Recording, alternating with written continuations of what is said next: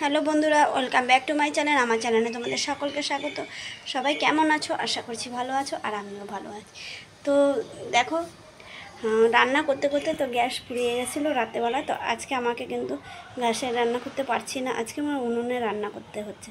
তো উনুনটা কী দিয়ে বানিয়েছি চলো তোমাদের দেখাই। তো বন্ধুরা, রাত্রেবেলায় রান্না করতে করতে গ্যাস শেষ হয়ে গেছে।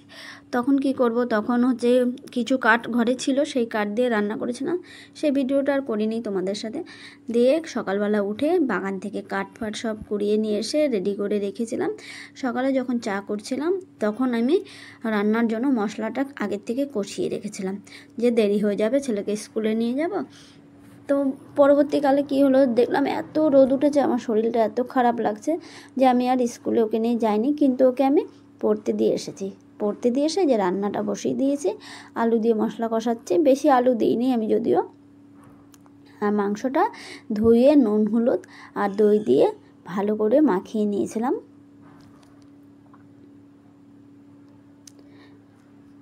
তো মাখিয়ে নিয়ে তারপরে রান্নাটা বসিয়েছি, যেহেতু না হলে দেরি হয়ে যাবে। সব কিছু যদি রেডি করে না বসিয়ে, যেহেতু কাঠের উনুন, তো গ্যাসে হলে কি হয়, গ্যাসে বসিয়ে দিয়ে সব কিছু রেডি করা যায়, কিন্তু কাঠের উনুনেতেও নিভে যাবে, সেই কারণে। আর দেখো যে মাংস কষানো হচ্ছে, দেখো দেখতে কিন্তু খুব ভালো লাগছে। বন্ধুরা, কাঠের জালে কিন্তু সত্যি কথা বলছি, ছোটোবেলায় তো অনেক খেয়েছি মার হাতে রান্না, কাঠের জালের রান্না কিন্তু খুব সুন্দর হয়। তা আমিও মাঝে মাঝে, জানো তো বন্ধুরা, ছোটোবেলার থেকে মায়ের একটু হেল্প করে দিতাম, মানে মাকে এখান থেকে ওখান থেকে কাঠ কুড়িয়ে এনে দিয়ে কাঠ ঠাট কেটে রান্না করার জন্য সুবিধার জন্য ছোট ছোট করে দিতাম। তো সেই অভ্যাসটা আমার এখনও আছে, মানে মোটামুটি সবই পারি, গ্যাসেও রান্না করতে পারি, তো কাঠেও রান্না করতে পারি, চুলো বাঁধতে পারি, রাঁধতেও পারি, মানে মোটামুটি এরকম টাইপের আর কি।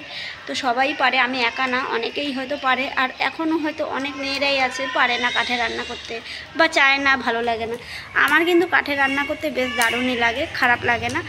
আর আমার সত্যি কথা বলতে কি, ঘরের কাজের থেকে বেশি ভালো লাগে আমার বাইরের এইসব কাজগুলো করতে। ছোটোবেলাতে করে আমি অভ্যস্ত, তো সেই কারণে।